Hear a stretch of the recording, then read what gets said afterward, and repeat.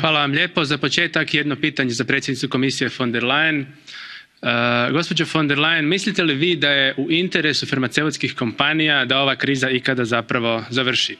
Cijela ova kriza ne vrti se toliko oko zdravlja koliko se vrti oko kontrole i novca.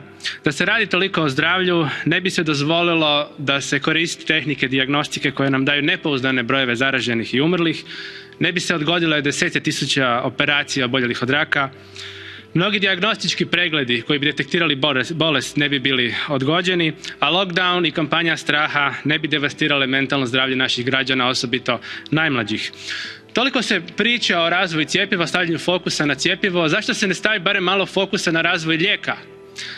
Neke zemlje po svijetu razvijaju lijek, zar jeftini i učinkovit lijek nije u interesu farmaceutske industrije ili tu jednostavno nema novaca? Što se tiče kontrole, u Hrvatskoj recimo imamo situaciju da su umirovljenici odbili cijepiti se sa cjepivom AstraZeneca zato što nema jednostavno dovoljno informacija. Sad se govori o kontroli, o COVID putovnicama, zar ćete ograničiti putovanje i kretanje tih ljudi zato što odbijaju u svoje tijelo staviti nešto o čemu im uopće ne znate reći što i kako će na njih djelovati? Je li to etično? Građani moraju moći sami birati svoj tretman.